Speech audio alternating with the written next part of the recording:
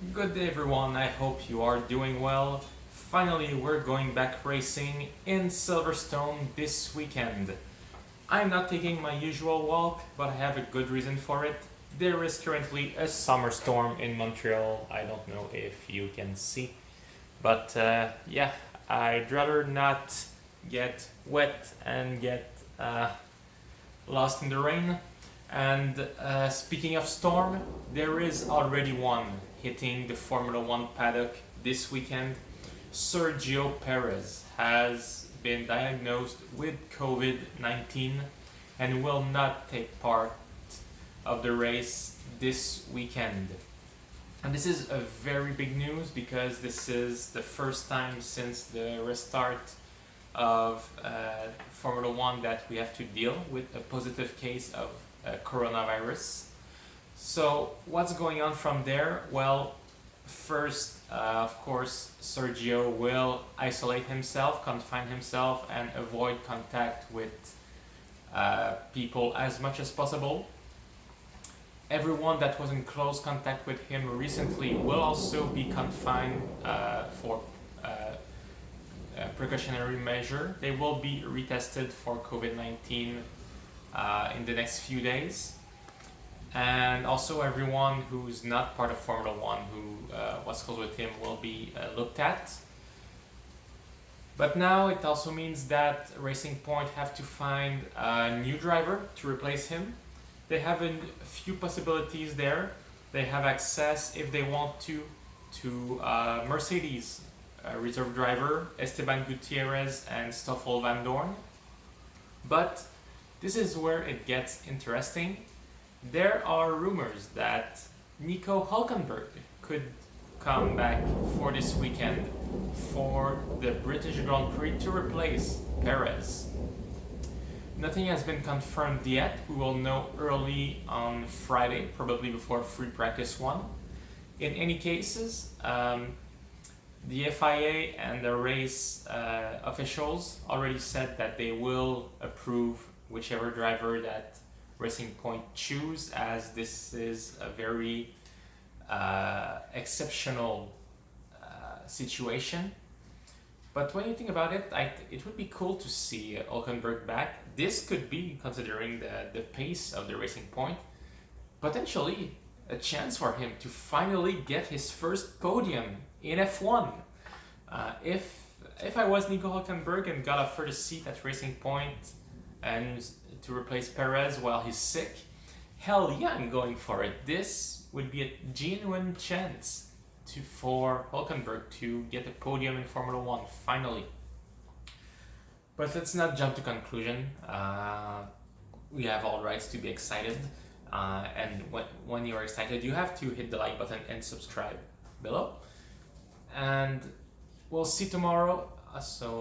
During the press conference, Lance Stroll was alone, obviously, to answer questions from the press. Not much came out from his talk. He got asked why the pace of the Racing Point was not as good as the quali one in Hungary. But, just like he mentioned, the race started in the wet. It was a bit crazy at the beginning, so we cannot really judge the Racing Point by the race in Hungary, because it was a real conundrum for everyone. Still, Racing Point expected to be super strong again this weekend. They are a team to watch. Could be fighting for podium. So let's follow the situation. Sergio will miss this weekend, and depending on how things goes, could miss next week, and depending on for how long he is diagnosed with the virus, missed more than one races. So Racing Point have to find a good driver, someone that will suit this seat. And in all honesty, Hulkenberg with recent racing experience would be a good choice in my opinion. So we'll see, we'll find out tomorrow, or maybe today, depending on when you're watching this video. Other big news that came out during this week is the changes in Ferrari's technical direction. all the not all, but Ferrari made some big changes in their technical staff in order to try and improve on what has been going wrong recently.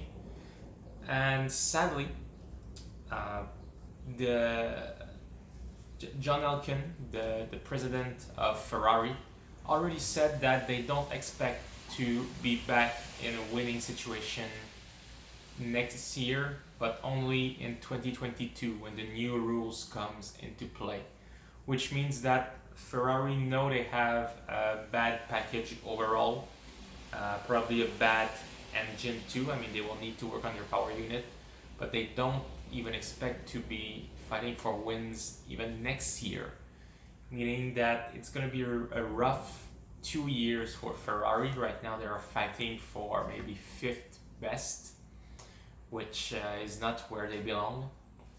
And with Carlos Sainz coming next year, he will want, something performant, a good car.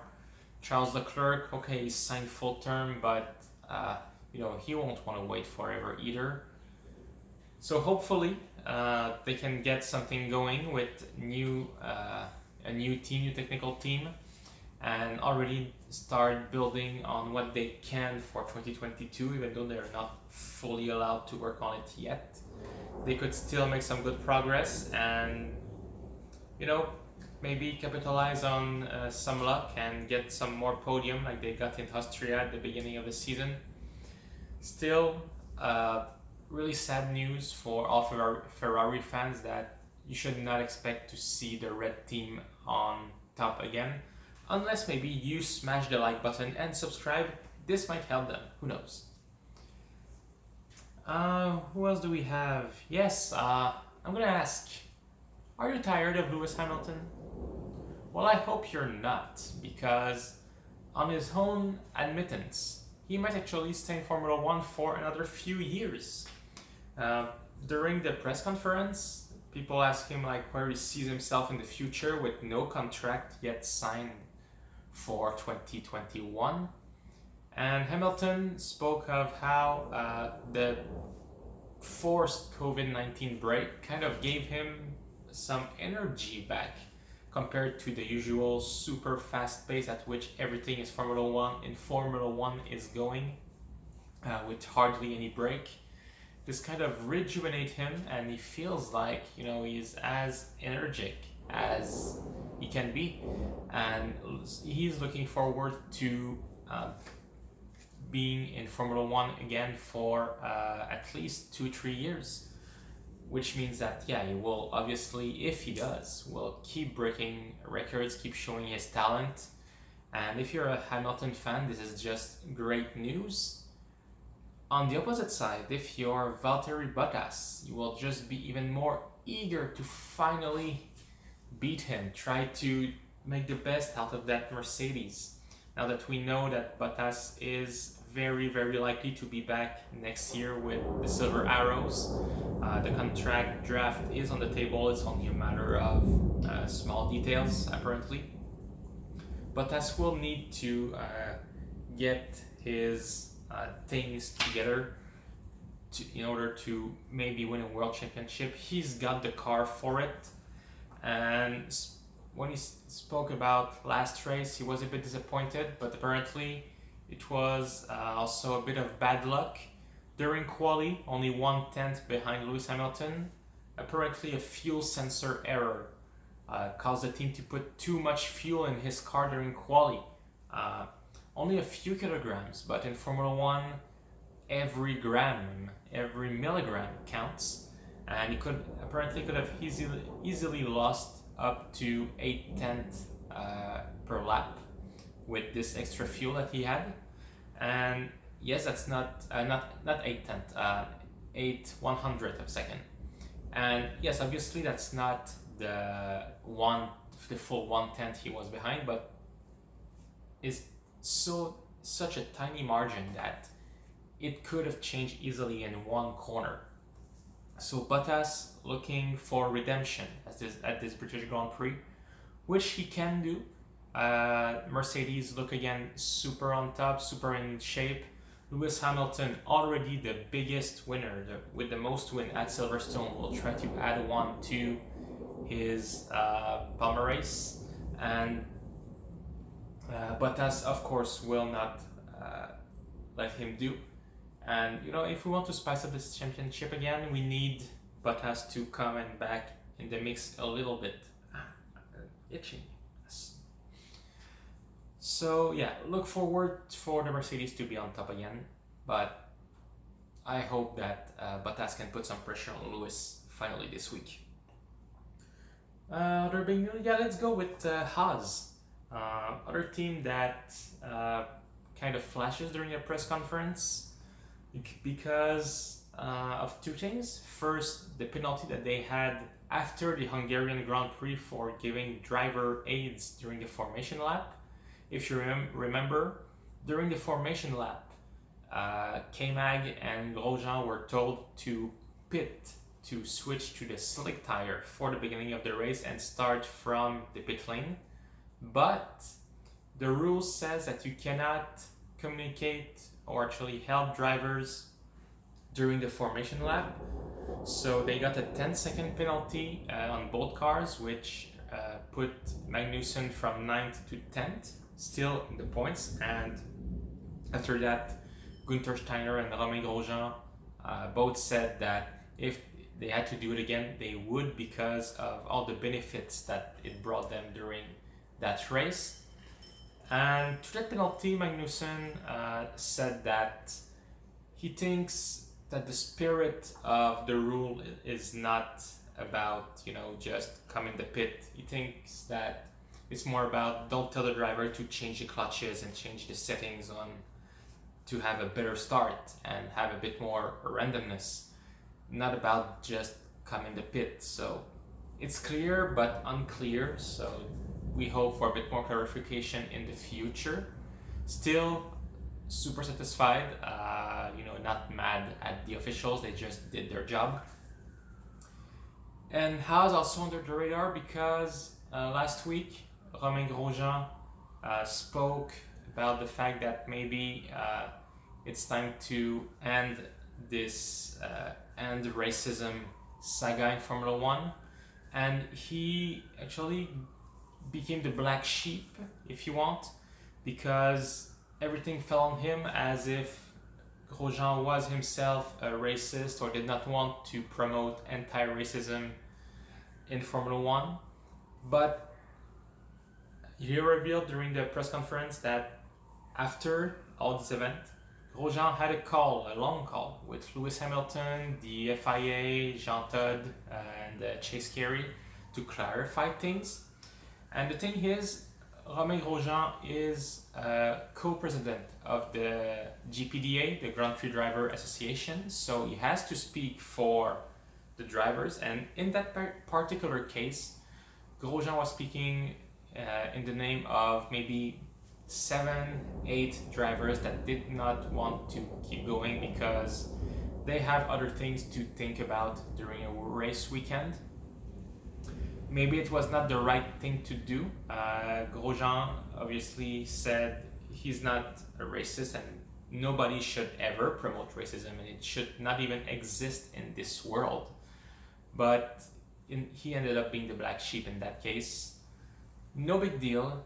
Things were clarified with Lewis Hamilton and with everyone else, and they hope to get back to a more clean way of doing things about that this weekend at Silverstone. In terms of where they will stand, they're not having super big dreams and think that they will be at the top. The circuit is not one that will suit them very much. It's a high-speed track that requires a good power unit, and with the Ferrari power unit, they will not be in the good position to fight for points this weekend unless miracle like Hungary happens again.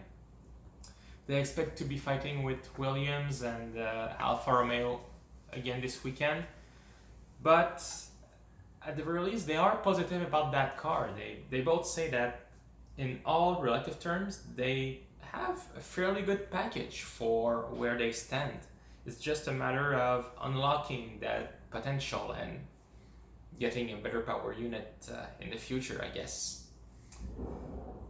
Who do we have? Yes, big news also for Alex Albon for Red Bull. Albon getting a new race engineer in Simon Renier, or Renier, how do you pronounce that? Please leave a comment and tell me.